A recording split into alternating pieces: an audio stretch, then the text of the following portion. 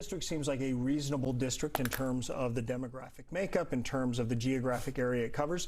Some of these districts look absurd, frankly. Yeah. How can you take portions of Highland Park and make that part of a district that goes all the way east to Tyler? Right. And tell me that's a fair representation of the interests of a group of people, A, or B, that any congressman can actually really represent people in a geographic area that spans more than 100 miles. Yeah. No, you can't. Yeah, you can't do it. But that is the sad state, I think, of the Republican Party right now. Because instead of drawing compact districts where they have to reach out to a broad constituency, they seem much more concerned with making sure that the people that showed up to the Capitol on January the 6th are satisfied. And the way how you do that is you spread these districts out and you do extreme gerrymandering and racial discrimination in gerrymandering. And that's really unfortunate. It's almost like you're waving the white flag to the people that came to the Capitol on January the 6th. And that's not good for democracy. That's not good for America. That's not good for freedom. We saw in Georgia, and would you agree with this? There's no evidence that there was voter fraud, but there is evidence that more people were able to vote because of mail-in ballots, right, which gave them more access. We also know that there were more efforts to get out the vote and encourage minority communities that their vote counted, because for a long time they felt like it didn't. It felt like progress in that regard, and now we're rolling that back. Is that an accurate assessment in your opinion? Yeah, no, absolutely. You look at what happened in Georgia. It's really fascinating with their absentee ballot program that they have there. The Republicans were the ones that actually passed the state law, I want to say about 10, 12 years ago, that started and expanded that absentee ballot program. And then after the 2020 election, they're like, no, there's problems with this. There's fraud that's taking place. They were the ones that actually expanded that program. And now they want to roll it back again because they thought that they were creating a program that was going to go to a privileged few people in this one certain demographic, when more people outside of that universe that they took advantage of it. Yeah, took advantage of it, outside of that privileged universe that they were trying to create. And why wouldn't you, if you have an option that's an easier option, an easy and just as accurate option, why wouldn't you take that? Yeah. I want to ask you about, again, circling back to January 6th.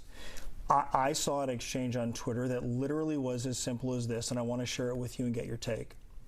What happened on January 6th was nothing more than Americans exercising their right to assemble and protest something that they didn't believe in, an American right.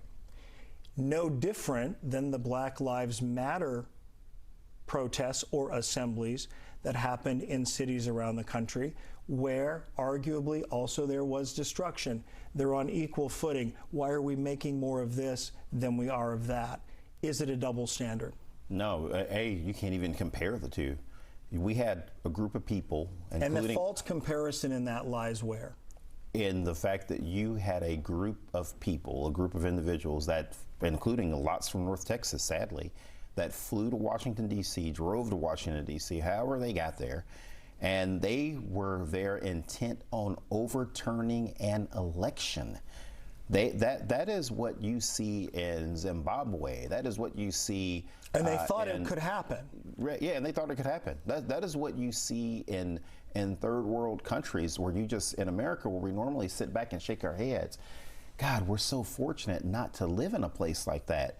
That's a big difference between anything that you saw in any city around the country in 2020. That is a huge distinction, a huge difference, and you absolutely cannot compare the two. It's wrong for Republicans and their talking heads to repeat that over and over again, because they need to level with their supporters and their people that this was unprecedented. And this was something that we haven't seen since the 1800s, during the War of 1812, where we had people to literally try and overturn our government, and came within seconds of capturing the Vice President of the United States and placing him in zip ties.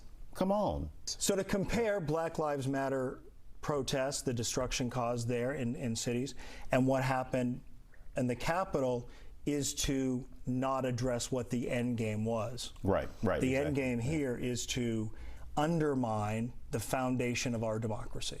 And that's what the Republicans want to do. They want to assuage the guilt of people. Any sort of misgiving, any sort of sadness, any sort of, hey, that shouldn't have happened, that was in people's minds. They want to give them an excuse to not really have to reckon with what happened on January the 6th.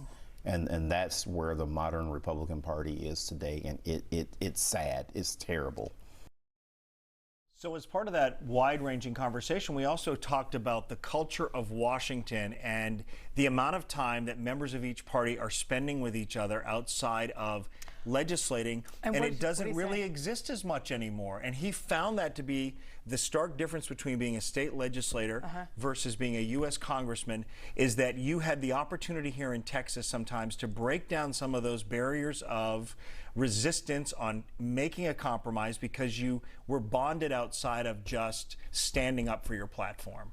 I found that interesting. I didn't realize that shift had happened either, because so many of the wonderful stories that we hear from longtime politicians or people, politicians that are now maybe in their 80s or something, is you hear about these friendships that were formed, and it sounds like such a beautiful thing. That's really sad to hear that that's not happening. Well, and part of it is the increased number of flights that will take you from D.C. back to your district, so you're able to come home more often. They're not stuck with each other anymore. They're not stuck with each other. When they were, again, this has developed over decades, right? This has developed over decades in which those relationships aren't forming. So that is part of our conversation. We talk about what it's like to raise an only child, because I was an only child and a teenager getting ready to drive nonetheless. So we got a little personal too. Oh, I love that you did. So this whole interview will be available shortly on our website, cw33.com. Looking forward to that personal part. And we'll be back with more Morning After right after this.